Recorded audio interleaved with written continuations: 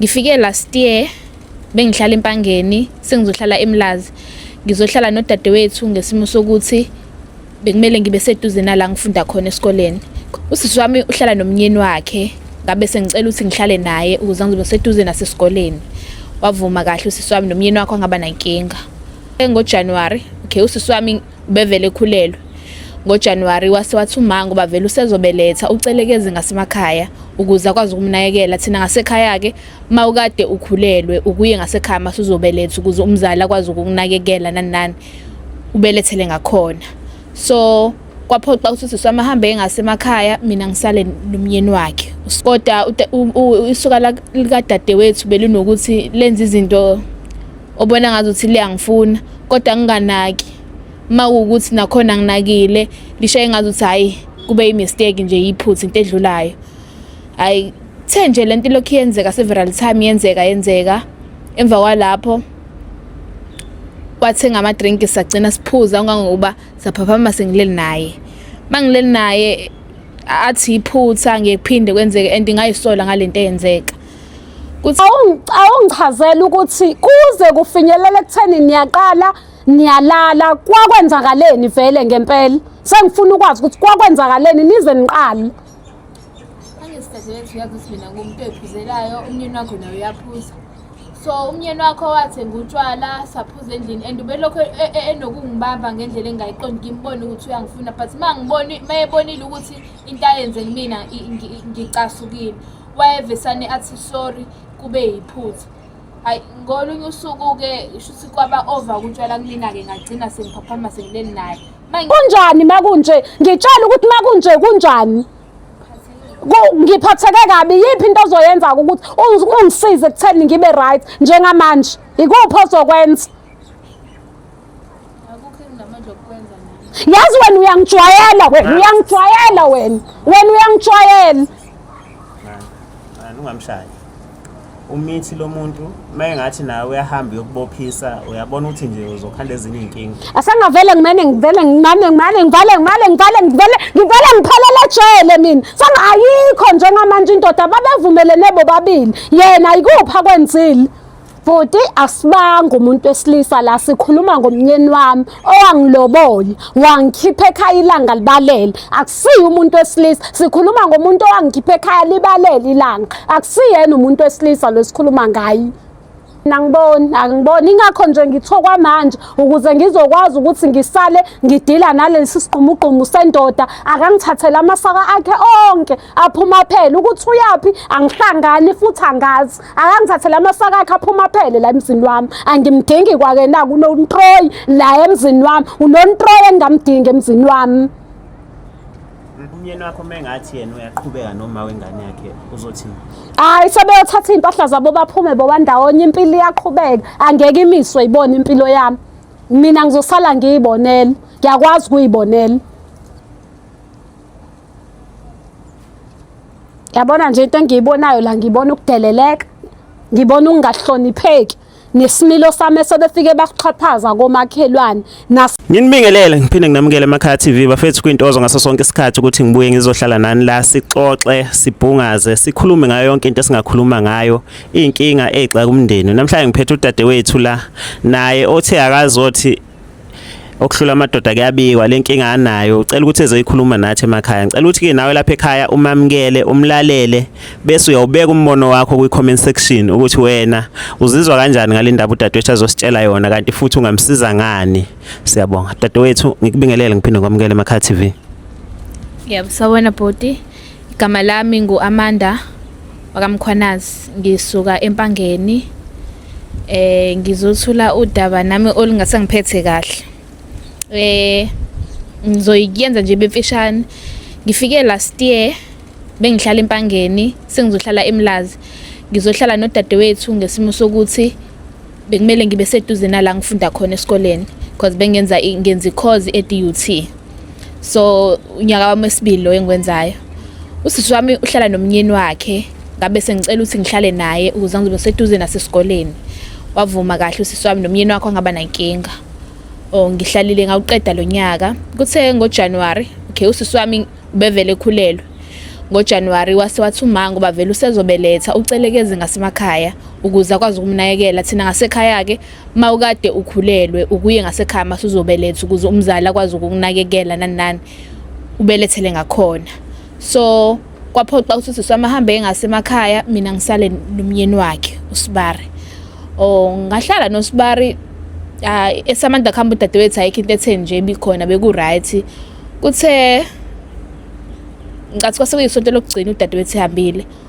Mina ngumuntu oyiphuzelayo ke noma ngingaphuzi kakhulu ngoba ngingane esikole ngibuye ngifunde. Kodwa isuka lika dadewethu belinokuthi lenza izinto obona ngazuthi liyangifuna kodwa nginganaki. Mawukuthi nakhona nginakile lishaye ngazuthi hayi kube imistake nje iphutha into edlulayo. Hayi the nje lento lokho yenzeka several time yenzeka emva kwalapho wathenga ama drink sagcina siphuza ngoba saphaphama sengileli naye. Mangileli naye athi iphutha ngephinde kwenzeke and ngayisola ngalento eyenzeka. Kuthe nje last month ngahamba ngayochecka. Mangithi ngiyochecka ngathola ukuthi ngikhulelwe. And ngikhulelwe ngingaqali ngimtshele ukuthi lento esiyenzayo i-wrong because usisi wami angathiwa akayithole engaphatheka kabuhlungu ukuthi wangisiza ngixayekile mina igcineni sengibukela phansi ngenza into engekho right ezomhlukumeza. Mangithi asiyeke lento athi ngekakwazi ukuyiyeka mangathiwa siyeke uzotshela udadewethu. Lonto useyangiphoqa ukuthi ngilokho ngiyenza ngingasathanda ukuyenza. Since ke sengikhulelwe and nodadewethu seyabuya emakhaya kuyaphoqa manje ukuthi kumele ngigcinile ngimtshene and akafuni umyeni wakhe ukuthi ngimtshele usisi wami ukuthi ngikhulele and ngikhuleliswa yena ngobona ngazuthi ngizobhidliza umshado wakhe. Usefisa ngangokuba ngingakhipha lesisi engisithwele kanti umphefumulo engithwele awunacala. Ngiyakuzwa sisi wami kodwa nginembuzo. Ngicathi isitori sakho si-clear si-straightforward.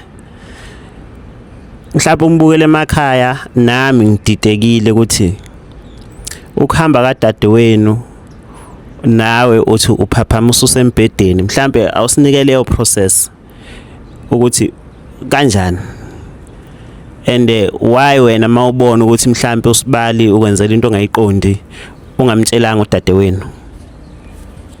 Ukuthi ngangibona ukuthi if ngimtshela usisi wami ngizogcina ngiphelelwe indawo yokuhlala ngoba phela njengoba ngangicelile ukuthi ngihlale la usisi wami naye esemakhaya. Uma ngimtshela isoka lakhe lingathatha ama decision ukuthi lingixoshe ngizohlala laphi. So nga decide ukuthi ngihlale kanti ke kuzogcina kwenzeka inkinga efana nale. No, mbukele emakhaya angazi ukuthi mina le ndaba le singayithini.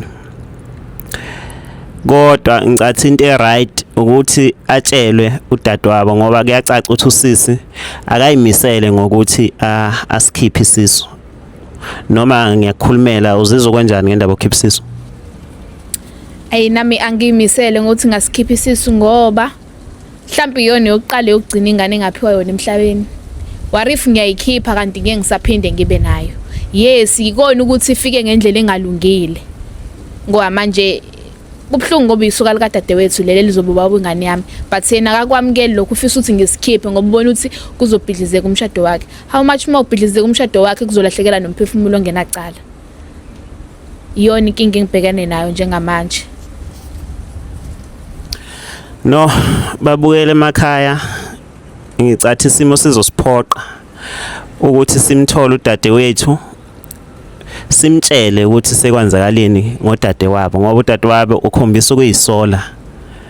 Asihlale silindele isiqephu esilandelayo sibone ukuthi siyamthola ni usisi kananga udadewethu la eduze kwami. Hlala nathi. Awungichazela ukuthi kuze kufinyelele ekutheni niyaqala niyalala kwakwenzakaleni vele ngempela. Sengifuna ukwazi ukuthi kwakwenzakaleni nize niqale. Angisidadewethu yakuthi mina ngumuntu oyiphuzelayo umyeni wakho nawe uyaphuza. So umyeni wakho wathenga utshwala saphuza endlini and ubelokho enokungibamba ngendlela engayiqondi ngimbone ukuthi uyangifuna but mayebonile ukuthi into ayenze mina ngicasukile wayevesane athi sorry kube yiphutha. Hayi ngolunye usuku ke shuthi kwaba over utshwala kumina ke ngagcina sengiphaphama sengileli naye Mangithi ngizokutshela wena athi ngingakutsheli ngoba ngizobe ngibhidliza umshado wakhe. Mangakutshela uzongixosha mina la ngabe ngisaba nayo indawo yokuhlala.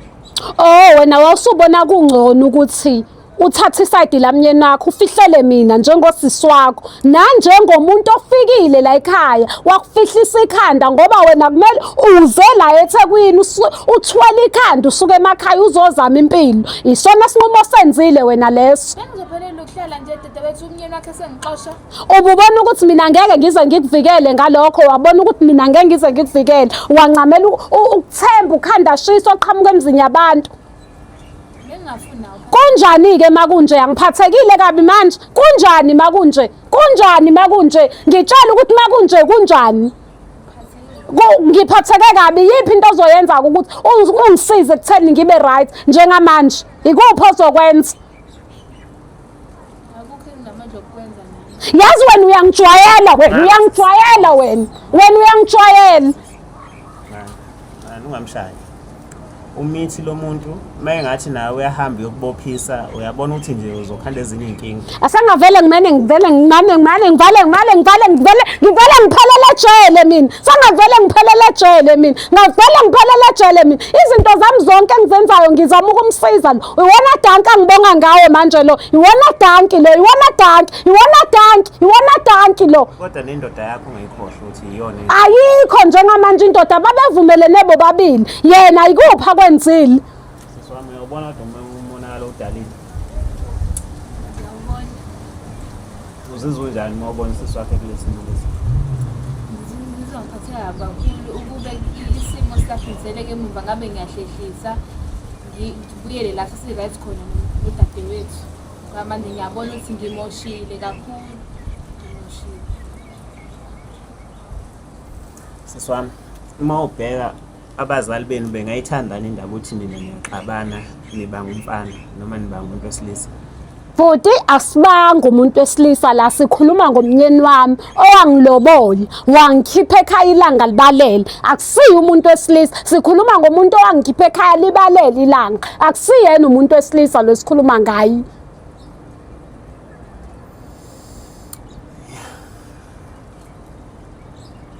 Hayi angazi. Kodwa uyokuthola ngelinye ilanga ukuthi umxolele dadewethu. Angiboni ingakho nje ngithokwa manje ukuze ngizokwazi ukuthi ngisale ngidila nalesi siqhumuqhumu sendoda. Akangithathele amasaka akhe onke aphuma phela ukuthi uyapi angihlangani futhi angazi. Akangithathele amasaka akhe aphuma phela la emzini wami. Angimdingi kwake na kunoNtroyi la emzini wami. UnoNtroyi engamdingi emzini wami. Siswami uzoshona noma Kuyangiphoqa ukuthi ngizobuyela emakhaya. Ayikho into ufike umtshele wena uma wakho ukuthi uhambeleni. Ngazi noma kuzokwenzeka nithi ngitshele kunzima bona. Kodwa-ke ithini hambe ithazeza umkhanazi onkwali yenkosi. Ibingeke niyilungise le ndaba sesomdala nifike kuma wenu seniyomtshela seniyilungisile nini. Yabona bhuti njengamanje asikho isimo esithi singakulungisa ngoba asikwazi ukuhlala iy'nkomo ey'mbili esibayeni esisodwa. Asikwazi nokuthi size sinqamuke nento ezosisiza. Asikwazi.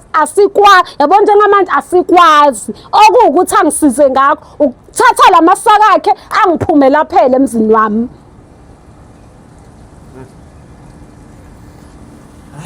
Kunzima into eyenzakelile siswami kodwa uzofunda lo muntu la eThekwini. Mhlambe imfundo yakhe iyona engamsiza ukuthi akhulise kahle le ngane le ayimithi yomnyeni wakho. Uyabona bhuti wami ngoba yena usekenza isinqumo sakhe. Ziningi indawo zokuhlala ezikhona la endaweni zokuhlala. Akahamba ayoyibona ukuthi wenze njani, uzozibona ukuthi wenze njani. Mina ngisahlangani ngiphumile ukuphela kuyena ngikudingi njengamanje angikufuni ukuzongihlanganisa naye. Nkosi ngisize ngoba ngikudingi angikufuni.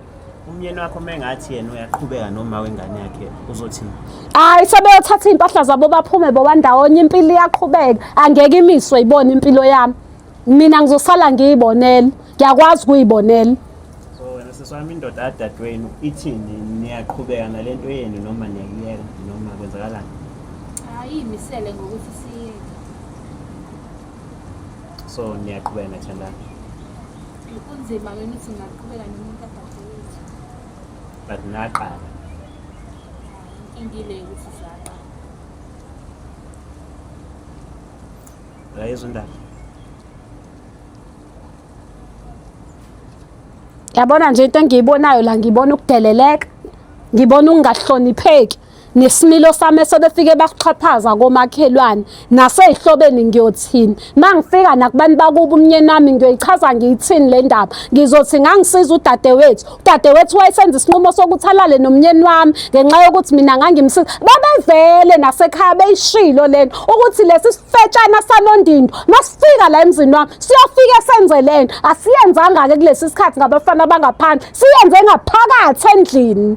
Hayi futhi yazi ngimthatha emakhaya nje uvele kwasemakhaya uhlule kwasemakhaya futhi angazi yindaba kwasemakhaya engamithanga eza sezomithana shuthi bevele kuyinto ayiplanile lo ayinto okuyiplanile ubuvele uplanile ungasuka emakhaya ngithi ngiyakusiza mina ngibhekelela ikusasa lakho ngifuna ube ngcono bese ufika ugila lemhlola umyeni wakho uthi akakhiphe isisu.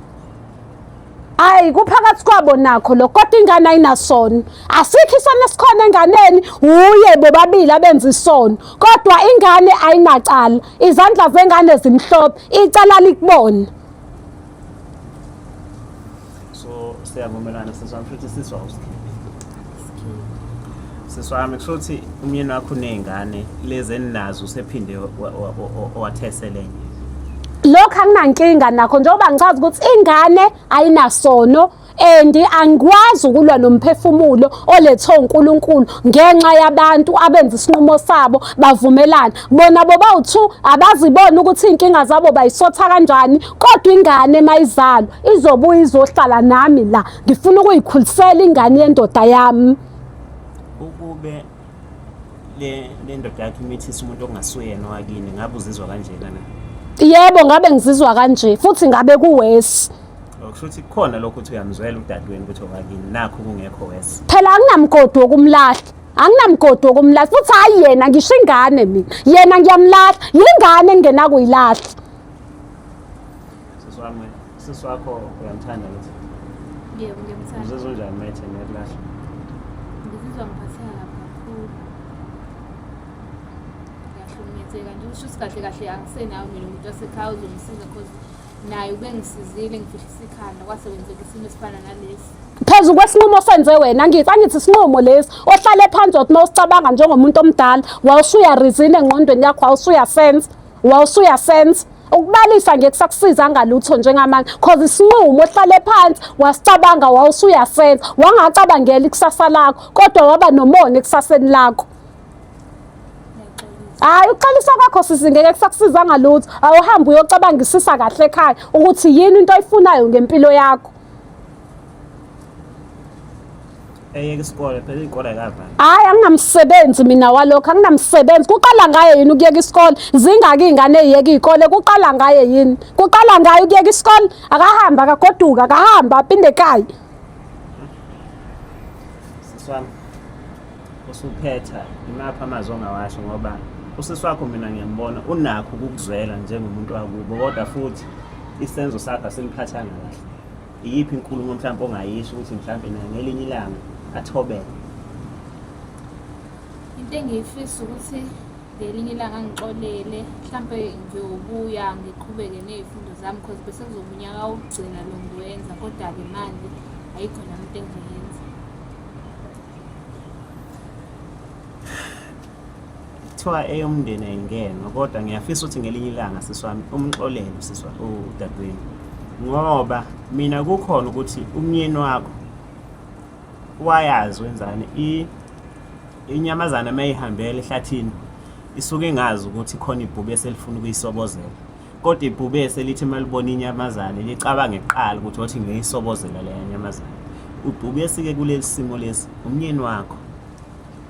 Hayi buti mhlawumbe iso lami elingaboni kahle kodwa njengamanje kuswacela ukuthi naye ulenzile iphutha ukuthi angeze mina azongichazela ngesimo singakavuthwa ovele wakhetha ukungena kuvutho ndaba. Aqinisile. Angisho ukuthi ngithi ngiyamdefend ukuthi angithandi ukubona imindeni ibhidlile. Mhlambe ngelinye ilanga umyeni wakho uyothatha isithemba nithathe nobabili asazi uyothini mina ngeke ngivume mina ukugana nosisi wami engilale naye eswini ngavundla naye eswini sikamama. Sendlala nendoda. Hayi ngeke ngize ngivume bhuti ngeke ngivume. Sungavela ushabalala uphele kwalomshado. Impilo iyaqhubeka ngeke izime ngenxa yomshado. Hayi ngibukele emakhaya angazi ukuthi wena ukuphawula wakho kungathini. Nazi zile manzi akamkhanazi le kwelasempangeni. Hayi mina ngazi kodwa into engizoyizama nathi sozama ukuthi siqhubeke sibapholisa imoya ngoba kuyacaca ukuthi udadewethu ngapha akayizwa futhi akafuni ukuyizwa lento le azoyibekela udadewabo omncane. Yona izwakali ngesiqamba manga ngesithi yazwakala yona izwakali kodwa ekugcineni umndeni akufanele ubhidlike nezingane ezincane akufanele affecteke. Sebengifisa ngathi besingamthola umyeni okuyena odale yonke le nkinga le. Kodwa-ke ngenxa yokuhamba kwesikhathi mhlawumbe ngelinye ilanga somthola. Ngicela niqhubeke lapha emakhaya ni-subscribe Emakhaya TV, ni-like, ni-comment, ni-share, ni-joine u-EasyBet nge-promo code ethi sithe 50. Emakhaya TV ne-EasyBet niyazi ubudlelwane buhamba kahle kakhulu futhi EasyBet iyona ndawo e-right yokudlala ama-team akho ofuna ukwadlala nje. Engingakusho njengamanje ukuthi ngiyavalelisa mina kwale video mhlambe isixazululo sobuya nabo sebexolelene nezingane seyigijima nazo izwana sekumnandi kunjeya. Akube mnandi emakhaya.